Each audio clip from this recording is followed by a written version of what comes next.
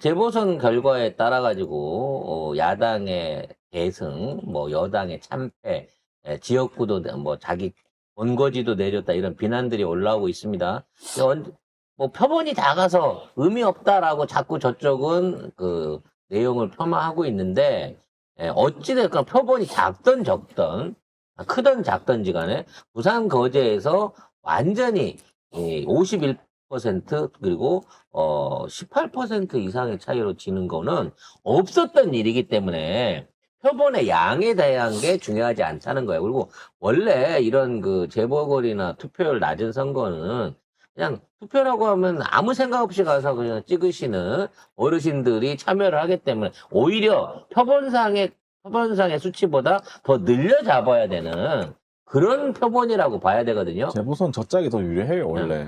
근데 그럼에도 불구하고 이제 여기에 대한 책임을 누구한테 뒤집어 씌울까를 우리가 생각을 했어요. 원래 이런 거 지면 당대표나 원내대표가 책임지고 그치. 대부분 사퇴를 하거든요. 근데 뜬금없이 나경원 전환길 때문에 졌다는 거예요. 나경원은 뭐야? 지금 쟤는 빠루 때문에 겁먹어갖고 어떻게든 살아보려고, 지금 문소 오빠도 따라당겨봤다가 동훈이 오빠도 따라당겨봤다가, 자존심 꺾어가면서 세훈이 오빠도 만나봤다가 이 난리를 치고 있는데. 건이한테도 팽당하고. 이 상황에서 재보선에서 나경원 전환길 때문에 마이너스가 있었다라는 얘기가 나오고 있습니다. 아니, 그게 그럴 수밖에 없는 게요.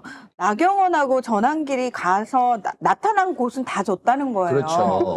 근데 중요한 건 나경원이랑 전환길이가 지들 나름대로는 이길 만한 홈그라운드라고 생각해갖고 그치. 나경원이 도대체 동작구 있던 아줌마가 부산에 내려가서 유세를 하는 게 말이 무슨 도움이 되겠습니까만 자기는 거기다라도 얼굴 도장을 찍어서 어떻게든 문소 오빠의 어떤 데이터가 되고 싶었던 거죠. 근데 지들도 안 내려가 놓고 고생해서 갔다 온 나경원한테 그리고 지 돈 써가지고 물론 지 정치 욕심이 있었지만 자기 동네에서 홈그라운드에서 진짜 열심히 노력했던 전환길한테 지금 이 모든 패배의 책임을 뒤집어 씌우고 있다는 거예요. 이 얘기는 뭐다? 얘네들 대선 후보군에서 빠진 겁니다. 팽당하는 거지, 이제. 팽당한 거예요.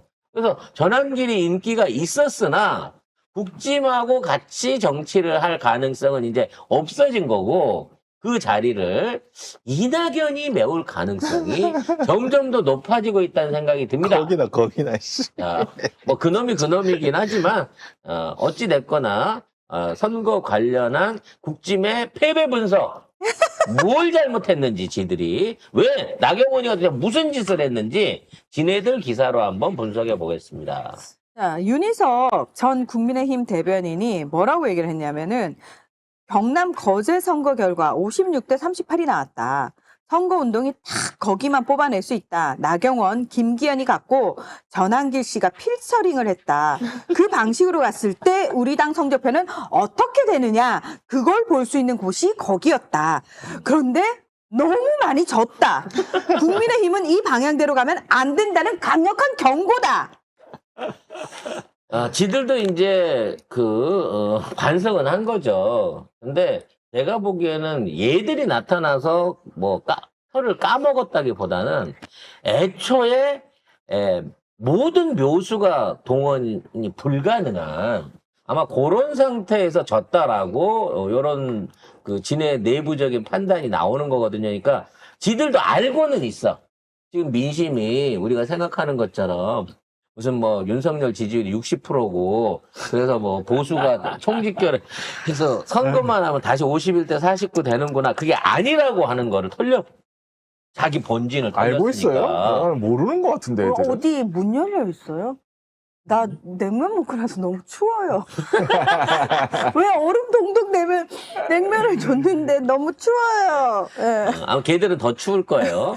그래서 이런 반성을 안 하고 있는 것 자체가 얘네들이 조기 대선을 해도 똑같은 태도로 갈 거라는 거예요. 그래서 얘네들은 현재 후보자도 없지만 어떤 후보가 나오더라도 예전보다 더 크게 질 것을 예상하고 있어. 그러니까 중장기적으로 정치를 하려고 생각하는 놈들은 이번 대선에 나가면 그냥 이거 블랙홀인데?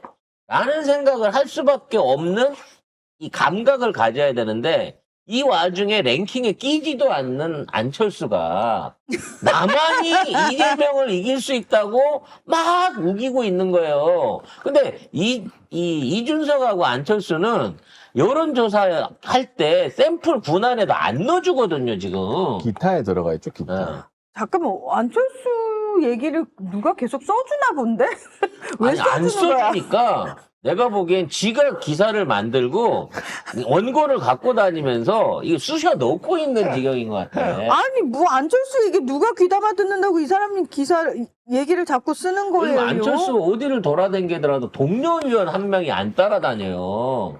독고다이야 지금. 이준석도 2명은 데리고 다니거든. 근데 안철수는 혼자 다녀요 지금. 그러면서 자기를 대선 후보로 시켜줘야 된다고 얘기를 하고 있는 거지. 윤석열이한테 당해갖고 종이장 한 장에 팔려가가지고 지금 이제 안철수의 정치적 미래는 사실상 사라졌다고 봐야 된다는 거지. 근데도 반성을 안 해요. 이쪽 집단 안에는. 아니, 원래 반성할 줄 모르는, 그런 반성은, 족속들이 아닙니다. 반성은 사람만이 하는 고도의 행위예요. 아니 그러니까 예전에는 이런 재보궐에 참패하거나 뭐 저기 어디 구청장이었지? 저기 구로? 구로구청 아, 강서구청장. 강서구청장 선거 때 같이 지들이 이긴다 그랬잖아. 그래갖고 지니까 그것 때문에 당대표가 사퇴하기도 김기현이 사과하고 사퇴하기도 했거든.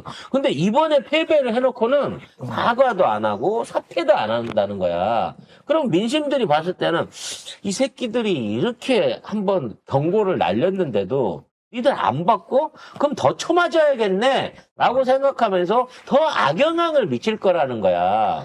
근데 이미 뭐 수도권이나 어떤 그 중립지역, 심지어는 충청도에서도 지금 표 떨어지는 게 이미 확인이 됐는데 지네 텃밭까지 이렇게 잃어버리면 만약 부산에서 이재명 51% 나오게 되면 어떡할 거냐고 지들은. 근데 거기에 대한 아무런 대책을 안 세우고 있는 게 우리로서는 참 다행이라는 생각이 들어요. 아, 원래 그런 애들이니까 또. 근데 민주당도 잘한 건 없어요. 왜냐면 담양 군수 졌잖아요. 그래서 우리가 왜 졌는지 설명을 했잖아. 우리 방송만 했더라. 진짜?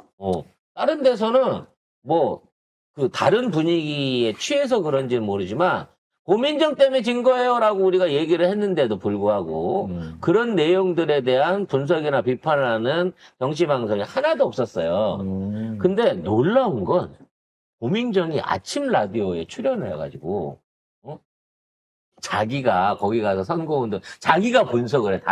담양 그 선거에서 패전에 대해서 그 이틀남 하는 그 프로에 나와서 하는데 담양에서 패한 거는 원래 그 후보자가 지역에서 인기가 있던 사람이라서 졌다라고 하면서 자기 선거 선대위원장을 했던 그 오빠 카니발 오빠가 왜 거기 나타났고 그 사람을 도우려고 자기가 내려갔고 표를 얼마나 깎아먹어서 졌는지에 대한 그 비판을 쏙 빼놨더라는 거지. 자, 정철원 조국혁신당 후보는 그 지역에서 오랫동안 의원 활동을 했던 분이었다. 아무래도 지역민들을 많이 알 수밖에 없고 민주당 후보는 정치 신인이라는 차이가 있었던 것 같다. 마치 모르는 사람 소개하듯이 하고 있어요. 자기 선거 할 때마다 봉고차 끌고 올라오던 그 오빠를 마치 정치 신인이라서 나는 잘 모르는 사람이다. 요런 식으로 지금 이거를 던지고 있다는 거지. 진짜 뻔뻔해야 할 수 있나? 왜 아니 이렇게 뻔뻔해야가 아니라 이런 해명이나 분석을 아니, 요구받는 채널이 있다 그러면 다른 사람이 나가서 지금 담양에서 보여준 이른바 반문정사를 이건 말해도 돼요. 왜냐하면 청와대 행정관 출신이기도 하고 그 친문 계열에 있는 의원들이 총출동을 해갖고 이걸 밀었던 거고 이낙연이하고 연결고리가 있어서 더 유리할 거다라고 지네들 나름대로 분석한 거에 있었는데 그게 민심에 준엄한 심판을 받았다라는 부분에서 자체적으로 반성이 나와야 돼. 근데 그런 내용을 얘기하는 의원들이나 정치 평론가들이 아무도 없다는 거야. 그러면서 실제적으로 담양 군수를 말아먹은 고민정이 나와갖고 이따위 헛소리로 면죄부를 스스로 셀프 면죄부를 세우고 있다는 거지.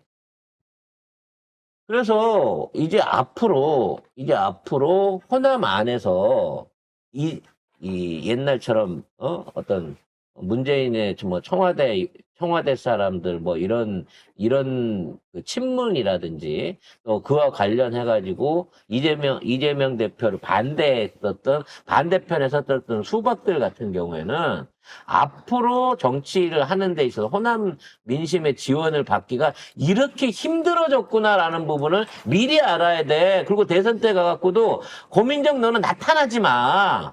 그냥 아무 짓 하지 말고 태업하고 그냥 있어. 집에 있어.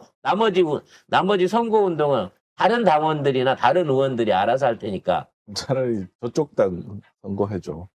차라리 그게 나아. 차라리 저쪽에 저쪽 다른 당- 이낙연이 출마하게 되면 거기 따라가 그냥. 거기서 유세하세요. 그래서 조만간 저는 이낙연의 합당 내지는 국민의힘 입당에 대한 의견들이 조만간 도출되리라고 봅니다. 지금 있는 상황에서 보면 저쪽 애들은 제대로 된 후보를 현재 뽑아낼 수 있는 영향력이 없고 어차피 다 묻어있는 애들이고 이낙연보다 더 싫은 게 사실은 저쪽 입장에서 이재명보다 더 싫은 게 한동훈이기 때문에 절대 한동훈이 정상적으로 당의 지지를 받아서 추대나 뭐 경선을 통과해갖고 대선 후보가 될 가능성은 전무하거든요. 현재로서는 권영세나 이 권성동이 있는 이상은. 그래서 결론적으로 말하자면 이낙연을 영입하는 거가 저쪽한테는 최후의 한 수일 거다라고 하는 홍작가만의 내피셜을 던져봅니다. 여러분은 말도 안 되는 얘기야. 국집이 미치지 않고서야 그런 짓을 하겠어? 이낙연이 미치지 않고서야 그런 짓을 할 리가 있나라고 생각하시겠지만 저 새끼들은 미친 새끼들입니다. 마약 네. 광 딸을 가진 홍 씨도 소환이 되던데? 근데 홍씨 존재감이 너무 많이 빠져가지고 차라리 딸이 출마하는 게 지명도가 훨씬 더 있지. 마약 사범이요? 마약 때문에 안 돼요. 나이가 어려서 안 되는 건데 아무튼 또 나와갖고 얘기하겠지. 저희 집안의 과오를 생각해서 마약 근절을 제가 해나겠습니다. 해본 놈이 잘합니다. 이러면서 할 수는 있겠죠. 자, 아무튼 나경원 전환길이 있어갖고 이번 도선을 졌다라고 하는 이상 여당 쪽에서 지금 같은 식으로 변명을 때리고 가는 이상은 이제는 PK도 아직 TK는 경고한지 모르겠습니다. TK 쪽은 다 이겼으니까. 하지만 PK도 이제는 경남 부산도 니들 마음대로 자기 터전이다라고 생각하기에는 어려운 점이 많을 거다라는 얘기 해보고 싶습니다.